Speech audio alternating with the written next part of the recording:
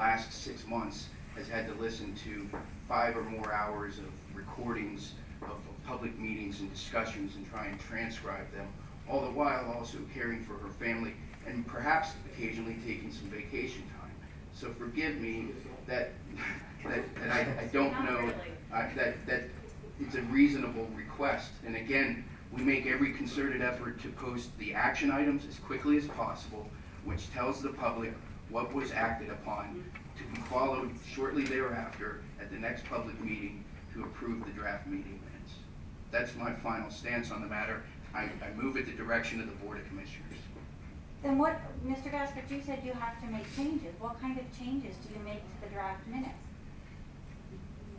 I mean, if they're minutes and they are a public record of what occurs, other than commas, periods. Correct. That's it. Commas, That's periods, what they're sentences, Okay. fragments. Yes, you're correct. There are times, for example, on the tape it may be unclear. And Kathy doesn't have a name that was used or a date or a part of a sentence or whatever. And so it comes up back to us, the people who participate in the meeting, to make those kinds of additions or corrections. Or if something was said and it was confusing when she picked it up on the tape, we try to correct it so that. Yeah, okay. It's those kinds of things. Okay, I appreciate that clarification. So until it's approved, and it only gets approved after it comes to the 5 of us. So then when are the final minutes given to the commissioners? Maybe you can answer that. Tonight. Here. Or tonight. Tonight is the first time they see them. The final, yeah. Well, then, can you post them online then before, I mean, if they're there today, so that people can read them before you vote on them? Or do you post them up here so people can review them before, have some sort of way to review them before you vote on them? So, for example, the meeting minutes for this evening, for them to be projected on a screen for the last regularly scheduled board meeting, there's 1, 2, 3, 4, 5, 6, 7, 8, 9, 10 pages of minutes. That displaying that on a screen doesn't, to me, seem practical or a worthwhile use of public time for that matter. Then can they be posted then on the website with attached to the agenda the morning of the meeting? Ma'am, I'll move at the direction of the Board of Commissioners. I'm not trying to argue with you. I'm not trying to argue with you, I'm just trying to ask for information that I feel that, as a resident, I have a right to come to these meetings, to ask these questions, and I get pushback and resentment and snarky comments every time I come and ask legitimate questions about transparency, and condescended to. If you're referring to me, all I would ask is that it be a conversation, because there's been times where admittedly you've made an argument about a failure of the township to do something only to be provided a response that we didn't. And so a question sometimes is a better approach personally. Ma'am, the one aspect here that we're getting from you is that we're doing something improper, and that was said a couple times here during the course of your comments tonight. And if we're doing anything improper, that's this guy's job here to make sure that we're doing it by the book. And we certainly have, for this, since I've been on the board here since 2010. And so that insinuation might get us up a little bit. You understand how that would get us up a little bit in terms of if you're saying that we're doing something improper. Well, I really feel the practice of the way people are appointed to the commission. And again, that wasn't improper, right? Can reek of nepotism, can reek of, send your friends, it's exclusionary, okay? Whoever we pick is going to be exclusionary, ma'am. But it's not an open process. It certainly is an open process. It is absolutely open, Kathleen. We've made clear that anybody can apply in. And we just made a motion to put it on the board. I know you did now, today you made that But that's motion. not going to make it any less exclusionary when we Then do you the should, selection. instead of No, arguing, you everybody should say has a thank you for doing deadline that. when you make an application, deadline, a notice of an application, okay, that it's out there, that people can do it, then it is not exclusionary. But if there is no notice of an application process, then it is exclusionary, because then it's just people handing their business card to Mr. Thomas Don't, I get. And we. Everybody I else. know, but everybody, but I was just using his example that he Kathleen, gave. honestly, in respect to your earlier comments, I made a motion that it would be posted on the website, so it may not have been ideal in the past, we've made a motion, it's been passed, it will be posted on the website tomorrow for people to apply. So we have taken corrective action, it wasn't an effort to have nepotism and conflicts of interest and everything else, which I take very strong offense So to, do I. because if there's an ethical person on the board, so so we heard you, and we made the motion, we took it under consideration, and we agree with you. It'll be posted tomorrow for people to apply. We don't need to keep regurgitating what we did wrong. So I would settle the minutes. That's not my decision.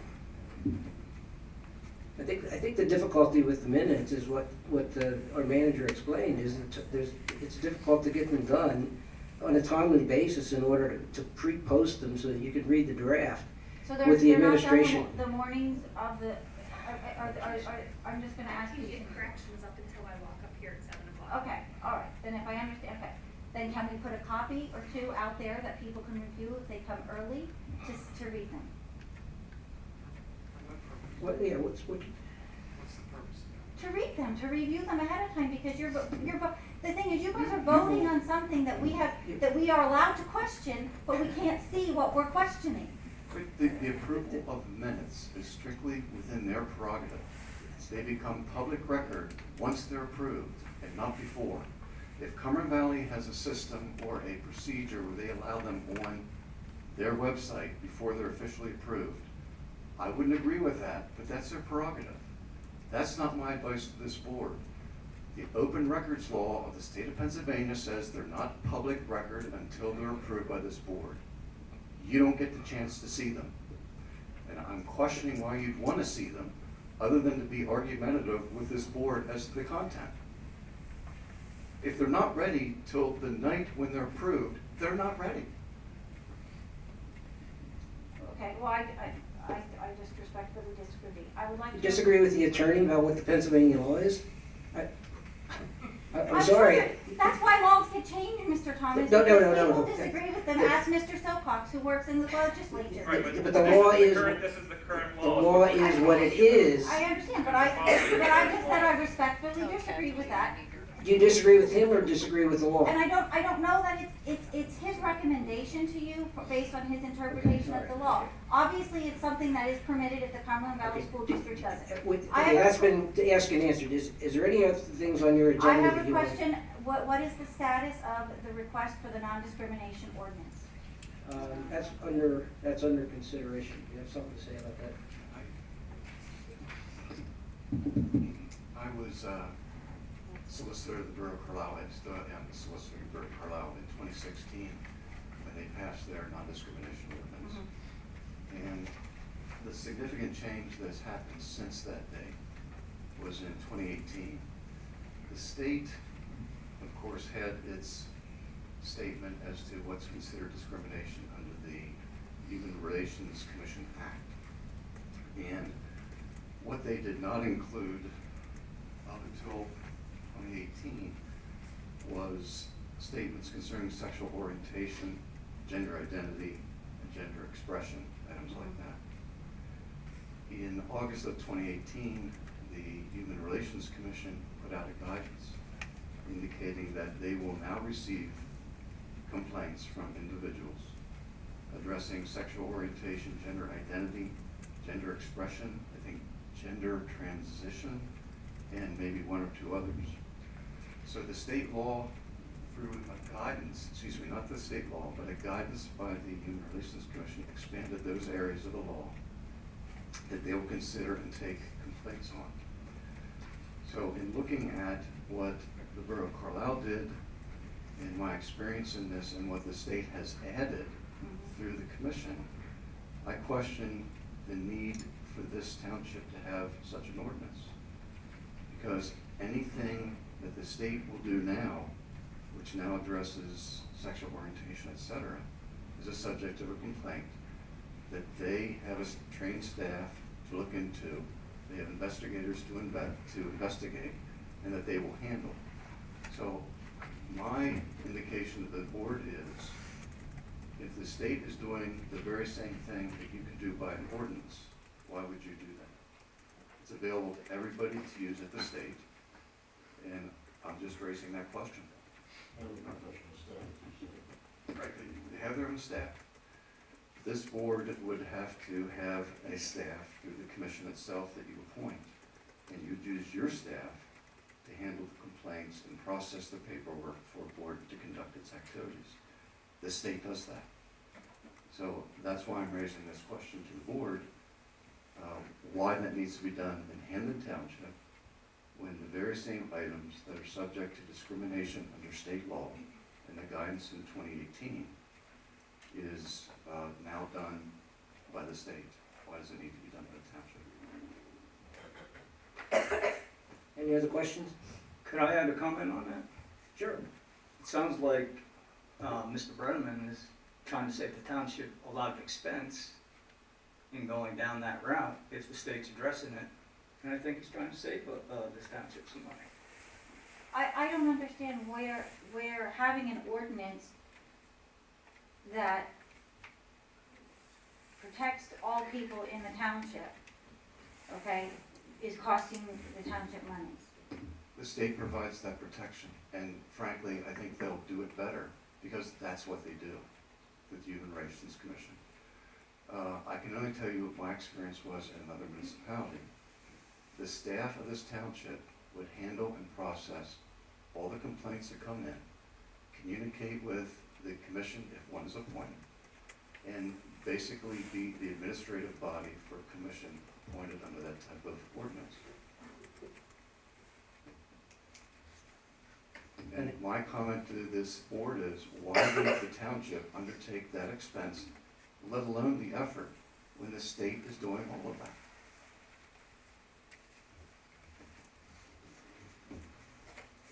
Any other questions? Thank you. You have something, Joe? Yes, Joe Kakosin, do I need to restate who I am? Probably know me. I've lived in this township all my life. I had a meeting here with Mr.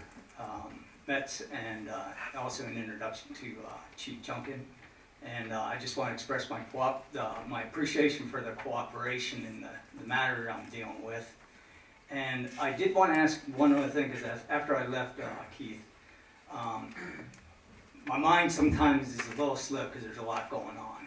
No Yeah, problem. and I'm using that as an excuse. Okay. I'll be upfront and honest. I have notes downstairs on my desk relative to the talking points of our meeting, because I suffer from the same thing, so. Yeah, it's not like we don't do much, do we? Right. So anyway, I just wanted to ask if you could look into that blocking of the easement, the utility easement, because there was an incident actually a couple years ago in the township on Airport Road where we were doing, again, PP&L utility work in the right-of-way, and the homeowner came out and in a very, very unpleasant way demanded we get off the equipment or something would happen. And of course, then we had to call the township, the police came out, and Jerry Speece, and actually the person that we were doing the utility work for was the neighbor of John Bradley at the time when he lived in Kingswood, which I lived in too as well. And yes, and everybody brought their kids on Halloween to Kingswood. Is the utility easement where you showed me the picture of the truck, there's a dedicated easement on the recorded plan? Is that what you're saying? There's not a dedicated easement, but PP&L recognizes it as an easement, and had recognized it, for the underground utility work. I don't mean to take the commissioner, the solicitor off guard here, but there was a discussion about Mr. Katkosin wanting to run utility lines from PPL from a transformer or utility pole underground to a shed on his property. Oh, of the building, actually, to the home. To the home, sorry. To which he's indicating that the neighbor had prevented that from occurring by parking the truck over what Mr. Katkosin believes to be his property. Is that something that he might be able to pursue with the PUC? I'll say possibly, but is there a difference of opinion as to where the easement is and on whose property it's on? There's not an official easement. Oh, I don't want to put words in your mouth, but I think you just said that there's not an official easement. There's not an official easement on the plan. PP&L came out and marked it. And the excavation is fully on the property that the excavation work would have been done on. There is a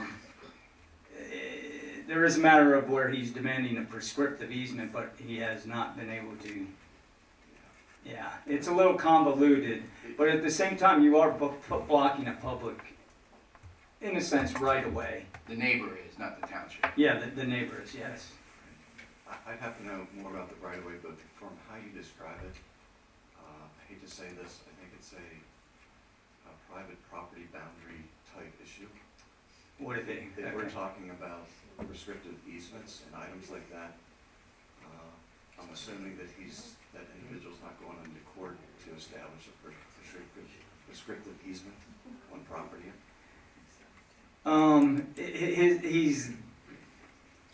He's claiming one, I imagine. He's claiming one as well as an adverse possession, which he hasn't met the criteria.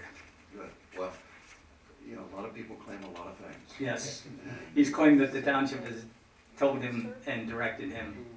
The township has even done surveys. Which would not.